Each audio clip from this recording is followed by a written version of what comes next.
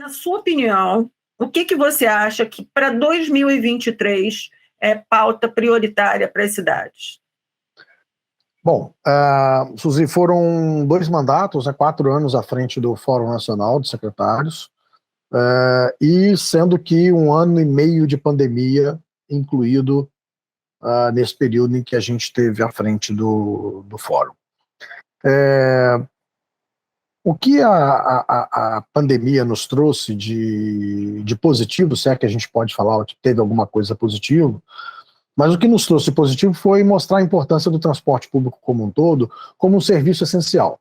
Não fosse o transporte público, as pessoas não conseguiriam chegar aos hospitais, às farmácias, supermercados, padarias, ou seja, aquele serviço essencial que funcionou durante a pandemia, nos momentos em que a gente precisou fazer o isolamento social, e as pessoas chegavam lá por causa do transporte público, que funcionou de maneira reduzida, com isolamento social, enfim, com um monte de restrição, mas funcionou. E a gente percebeu que não dava mais para tratar o transporte público como um serviço privado, como aqui no Brasil é o costume de ser tratado. Um negócio empresário, um transporte privado, não é. Como um serviço essencial e um serviço público, ele se viu numa crise sem precedentes, que foi uma queda de demanda de 80%. A gente estava transportando 20% do que normalmente se transportava nos dias normais aqui nas cidades. E tendo que manter uma frota maior, tendo que manter uma operação um pouco mais significativa, por causa do isolamento social. Com isso, o que nós aprendemos, Suzy? Que não dá para o transporte viver da tarifa. Então, mas, ainda por questões de entendimento, né, e uma dificuldade de relação com o governo federal à época, nós não conseguimos transmitir para as pessoas que estavam à frente da gestão pública no nível federal, da importância de se ter algum tipo de apoio e algum tipo de estrutura para que o sistema de transportes públicos dos municípios não entrasse num processo de falimentar. Eu lembro que nas reuniões da UITP, né, União Internacional dos Transportes Públicos, quando a gente falava com os nossos colegas aí da Europa e da Ásia, isso não era um problema.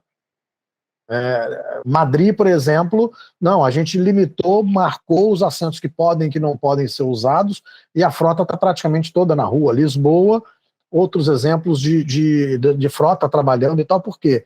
Porque é um serviço essencial e o governo teve ali, o governo central ou os governos locais, tiveram ali capacidade de investimento para manter o negócio funcionando.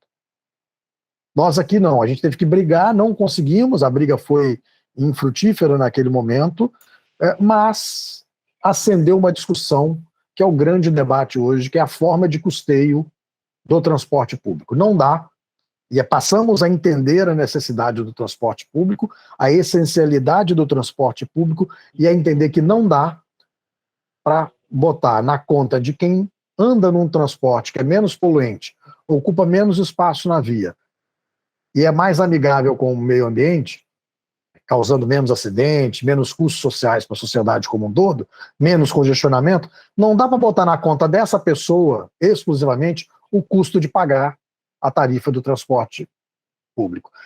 Esse é o grande desafio que está acontecendo na maioria das cidades, que é a falta de capacidade de transferir os aumentos de custo, aí veio depois aumento de preço de diesel por causa de guerra, enfim, outros elementos externos que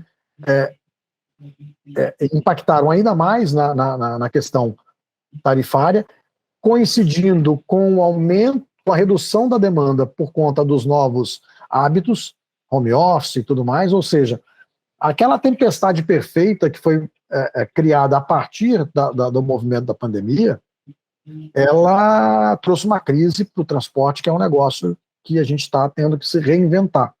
Eu não gosto da palavra reinventar, mas é a única que eu acho nesse momento para que a gente possa definir o que está acontecendo. Então, passa a ser relevante para os municípios que se discuta a nível nacional uma política nacional de custeio do transporte público.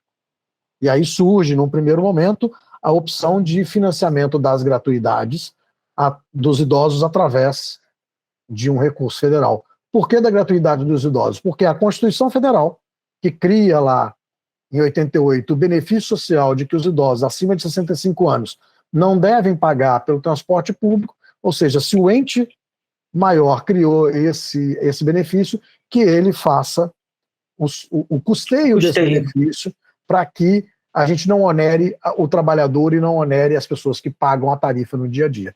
Né? Então, de forma resumida, o nosso grande desafio hoje é custeio e melhorar a qualidade, tendo em vista a crise que o setor passa.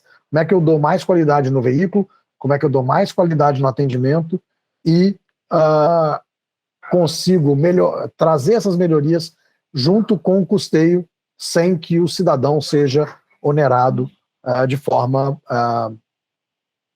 em que ele não consiga nem usar o transporte público.